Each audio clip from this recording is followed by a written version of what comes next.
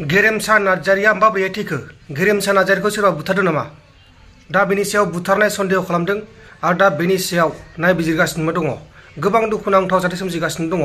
बर'फोरा गुबुन रायजोआव बुथारजायो, गावनि जायगायाव बुथारजायो।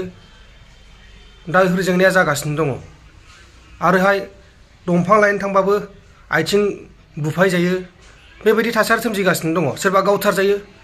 आसरित जागासिनो दङ। मानि थाखाय जादों बेखौ आं मिथिया। जायखिजाया मोनसे आसरित आरो सोमोनांथाव थासारिफोर जागासिनो दङ। बर'फोरनि जायगायावनो बर'फोरा बुजानाय बुथारजानाय गोबां जाथाय जागासिनो दङ। दा गुबुन जायगाफोराव थानायफोरा बुथारजायो, माखासेफोरा बुथारजायो, गासिबो बुथारजाया। दा बिदिनो जाथाया जों गेरेमसा नार्जारिजों। गेरेमसा नार्जारिखौ जायबा ITI आव फरायगासिनो दंमोन। गेरेमसा नार्जारि मुंनि सासे गथ', लाइमोन गथ', नै बैसोआनो जायाखैमोन, बेखौ बुथारदों। बिदिनो गोबां बुथारगासिनो दङ, बिदिनो बुथारजागासिनोबो दङ।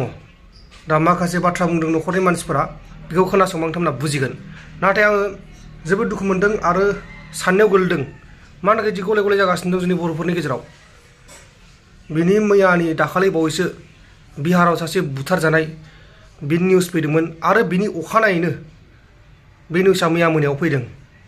ओरैबायदि साननो गोनां बाथ्रा जागासिनो दङ। फरायसा गथ' थांनाय मोनायाव बे जाथायनि आन्दोआव मा दङ बेखौ दासिमाव जोङो मोजाङै मिथियाखै। खिन्थु गथ'खौ दहायसो बिमाया थांनानै खोनानानै थांनानै नुहैबाय। नंगौ आंनि फिसा होननानै। बेनिफ्राय खबर मोननाय लोगो लोगो आंबो स्कुलावसोमोन।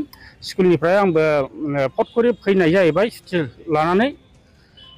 दा नुफैबाय नंमारगौ। दा थानायाव दं आरो जोङो। गथ'नि गासिबो देहाखौ नायबाय। खिथुथिं माथाया एसे गुरोबनाय बायदि। बेनिफ्राय खाफालावबो एसे बुनाय दं, गोदनायावबो एसे सेरनानै मानाय बायदि दाग दङ। बेनिफ्राय उदैयाव नैबे उथुमै गुदियाव सुनायनि दाग दं आरो। सुनाय दा माजों सुदों जों मिथिया। जायखिया दाग दङ आरो, दागआ एसे गिदिरैनो। बेफोरखौ नायोबाथ' बे बुथारनायानो। सोरबा लोगो दिगिफ्रानो बे खामानिखौ मावदों होननानै आं सानो आरो। फरायफुबाय थानायमोन नामा? मानसियाथ' फरायफुबाय थानायमोन। बेयो दा गसाइगावआव ITI आव फरायोमोन। दा बन्द' दाख्लैहाय बन्द' मोनदों नामा कलेजआ। बे बन्द'आव न'आव फैनानै बेयो लोगो दिगिफोरनाव बिदिनो थांलाय फैलाय खालामोमोन आरो। लोगोफोरनाव थांनायाव गामिया रुफाथि नोगोर, क'क्राझार 3 नाम्बार वार्ड। बे न'आव बिदिनो थांनानै लोगोफोरजों थांनाया सानथाम जाबायमोन दिनैजों। न'निफ्राय न'निफ्राय गैयैया सानथाम जाबायमोन।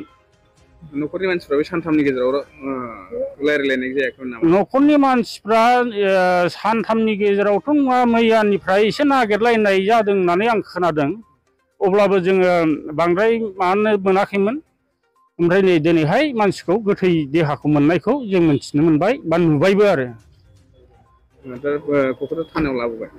दा क'क्राझार थानायावनो दङ लासआ।